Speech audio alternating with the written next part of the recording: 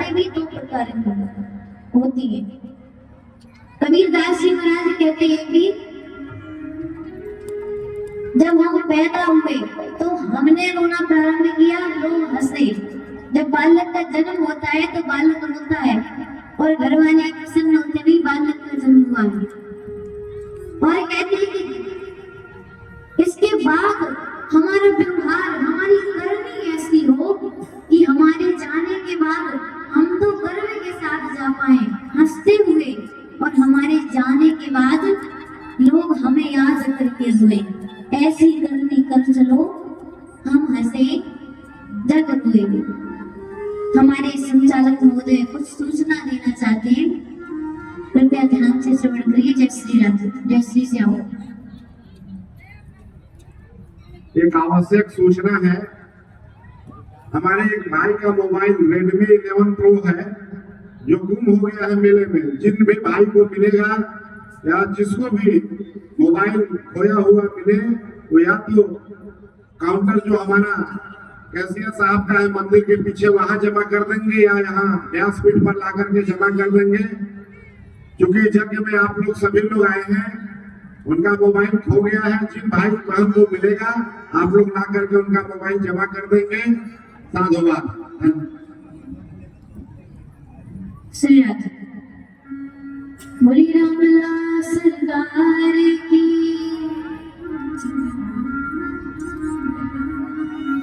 तो कहते जीवन में ऐसा व्यवहार बने कि हमारे जाने के बाद लोग हमें याद करें।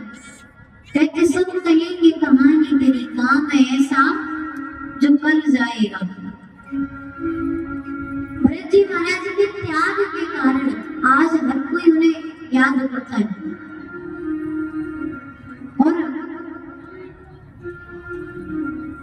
इधर भोले बाबा तीसरे घाट पर मैया को कथा श्रवण करा रही है और कहते हैं देवी आपको भ्रम हुआ था, आपने राम जी को वन में विचरते हुए देखा, आपको भ्रम हो गया।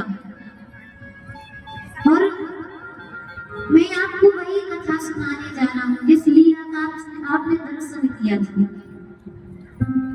लेकिन जब भ्रम होता है तो क्या होता है, एक बार आप ध्यान से सुनिए। तो भोले बाबा कथा प्रारंभ करते हैं। कहते एक बार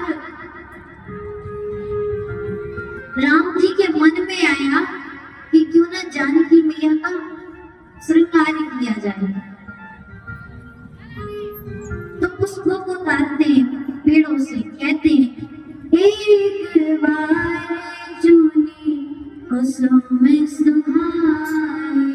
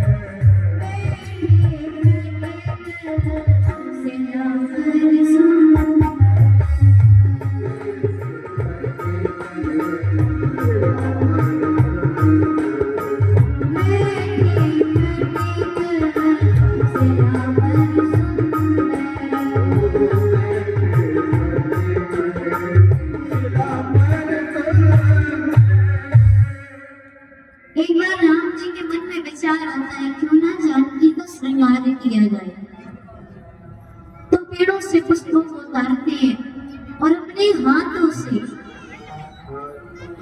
आभूषण बनाने लगते हैं। हाथों के लिए कंगन बनाते हैं, गले के लिए माला बनाते हैं, कानों के लिए कर्णफूल बनाते हैं, कमर के लिए कड़कन बनाते हैं और अपने हाथों से मैया को पहनाते हैं। और इस स्फटिक सलाह पर मैया और बैठी है, विराजमान है और बड़ी ही दिव्य झांकी लग रही है। देवता ऊपर से दर्शन कर रहे हैं, आकाश से सब प्रसन्न हो रहे हैं। लेकिन इंद्र का पुत्र था जयंत। जयंत देखता है तो जयंत को संशय हो जाता है, कह लगते हैं भगवान है। अरे भगवान कहीं अपनी पत्नी का ऐसे श्रृंगार करेंगे बैठ करके। ये सारे देवता गुणगान गा रहे हैं, भगवान बता रहे हैं भगवान नहीं है। आज मैं पता लगा करके आऊंगा और इन सभी देवताओं को बताऊंगा कि जिन्हें तुम भगवान मान रहे हो ये कोई भगवान नहीं है, भगवान ऐसे श्रृंगार नहीं करेंगे। तो तुरंत ऐसा विचार करेंगे, जैसे ही संशय आता है जयंत के मन में, एक कौवे का वेश धारण कर लेता है तुरंत। सुरपति सुत धरी बायस देसा, छठ चाहत रघुपति वर देखा। कौवे का वेश धारण करता है और तुरंत जानकी मैया के पास आकर मैया के पैर में चोंच मार करके चला जाता है। मैया देखती है कि तो जयंत है, चोंच मार करके जाता है, मैया के पैर से रक्त की धारा बहने लगती है। लेकिन मैया की करुणा देखिए, माँ कहती है कि बालक है, भ्रम के कारण संशय के कारण मार दिया, मैं माँ हूँ, प्रभु से नहीं बताऊंगी। मैया मौन रहती है, लेकिन रक्त की धारा बहते बहते क्यों ही राम जी बगल में बैठे हुए थे, राम जी के पैर को स्पर्श करते हैं। राम जी नीचे देखते मैया के पैर को, पल भर में सारा दृश्य जाने लेते हैं, क्यों हुआ, कब हुआ, कैसे हुआ। राम जी कहते हैं अच्छा जयंत मेरा बल देखने के लिए आया है ना। तो कुसा की चटाई बिछाए हुए थे, तो उसमें से दो कुसा निकालते, एक को झुकाते, झुका करके धनुष बनाते, दूसरे कुसा को, जो कुसा का अग्र भाग होता है, नुकीला भाग होता है, जिसे कुशाग्र कहते हैं, उसको बाण बना करके ब्रह्म मंत्र से अभिमंत्रित करते। कुसा का बाण ही क्यों चढ़ाते, सोचते हैं कौवा है, कौवे के लिए इतना ही काफी है, और जयंत मेरा बल देखने के लिए आया है ना, तो उसे भी तो पता चले कि जो राम कुसा को ब्रह्मास्त्र बना सकते हैं वह क्या नहीं कर सकते। ब्रह्म मंत्र से अभिमंत्रित करते हैं और बाण को छोड़ देते हैं। कुसा का बाण जयंत के पीछे लग जाता है, जयंत भागता है, भाग करके अपने पिता है देव के पास पहुंचता है, चरणों में गिर पड़ता है, पिताजी मेरी रक्षा कर लीजिए, आज मैं मारा जाऊंगा। पूछते क्या हो गया, सारी बात बताते हैं, मैंने ऐसा ऐसा कार्य किया है, मैंने माँ जानकी के पैर में चोट की, जिससे राम जी ने मेरे पीछे कुसा का ब्रह्मास्त्र छोड़ा है। ऐसे जयंत ने ऐसा कहा, इंद्र ने सुना, तुरंत इंद्र धक्का मार करके घर से बाहर निकाल देते हैं कि तुमने माँ पर प्रहार किया, मैं तुम्हारी कोई सहायता नहीं कर सकता। वहां से बाहर निकलते तो ब्रह्मा जी के पास पहुंचते, ब्रह्मा जी से सहायता मांगते। ब्रह्मा जी जब पूरी बात सुनते तो ब्रह्मा जी कहते यहाँ से चले जाओ, नहीं तो दूसरा मैं छोड़ूंगा। भोले बाबा के पास आते हैं, भोले बाबा ही मना कर देते।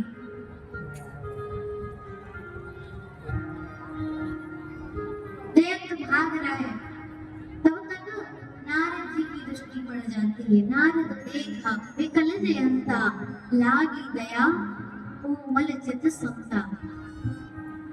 नारद जी देखते जयंत को, तो रोकते, पूछते हैं क्या हुआ, क्यों भाग रहे हो ऐसे।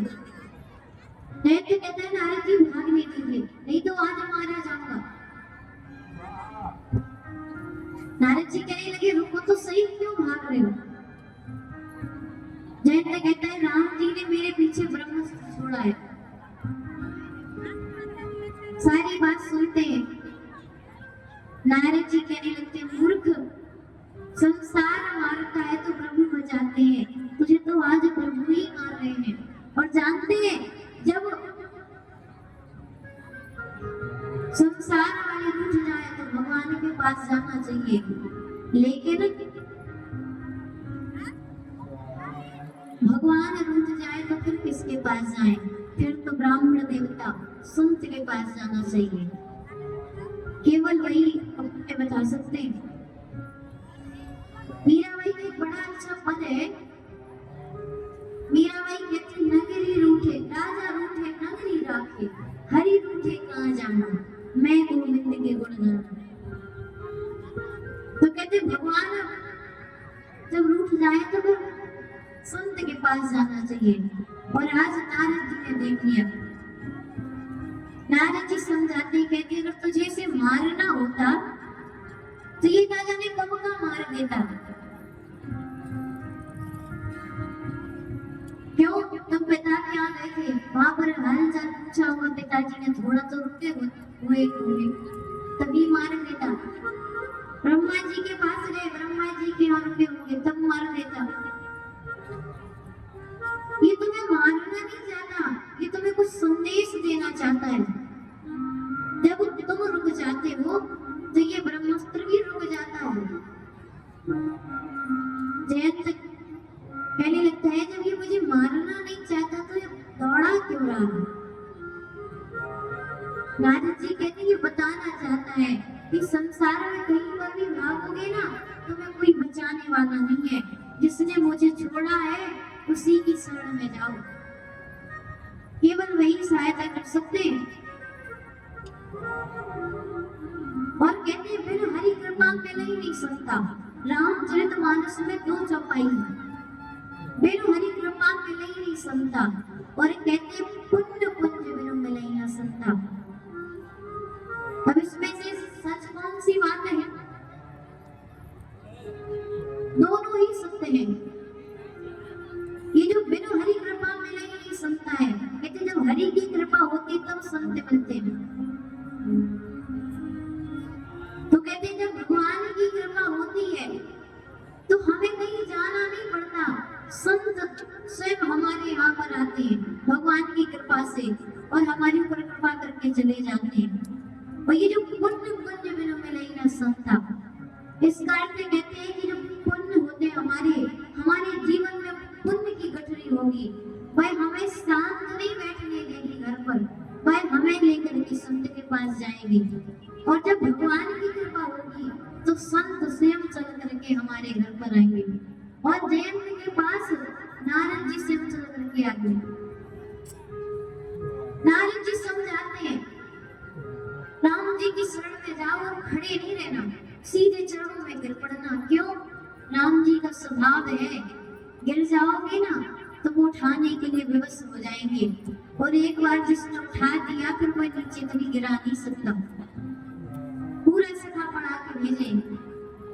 जयंत जाता है राम जी के पास, तुरंत चरणों में लौट जाता है। राम जी उठाते हैं और पूछते हैं क्यों मारा सीता को, क्यों प्रहार किया? जयंत रो करके कहता है प्रभु आपका प्रभाव देखना था।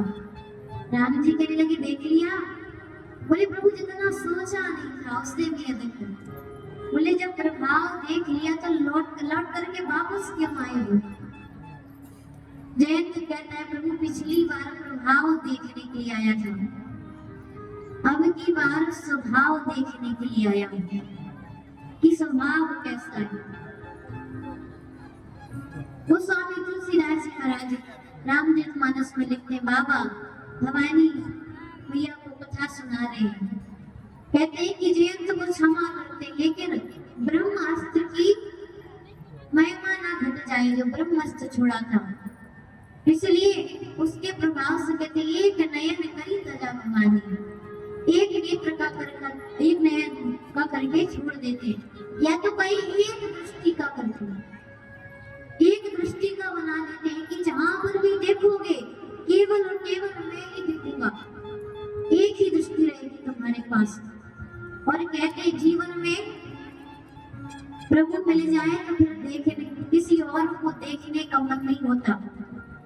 और भगवान के मंदिर जाइए ना तो चाइना का झूमर मकराना का पत्थर मत देखिए, भगवान के विग्रह को निहारिए, इतना निहार लीजिए महाराज कि आंख बंद करें तो वही विग्रह आंखों में नेत्रों में तुरंत आ जाए।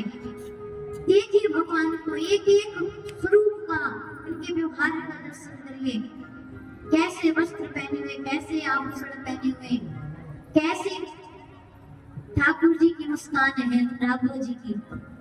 और आप राम जी को देखेंगे, राम जी हर परिस्थिति में मुस्कुराते हुए रहते हैं, मुस्कुराते ही रहते हैं। तो देख करके मन में भाव बनाइए अनेक अनेक। एक बड़ा ही अच्छा भाव है, कहते हैं कि तेरी मंद मंद मुस्कानियां पे, वो तेरी मंद मंद मुस्कानियां पे बनिहार राम।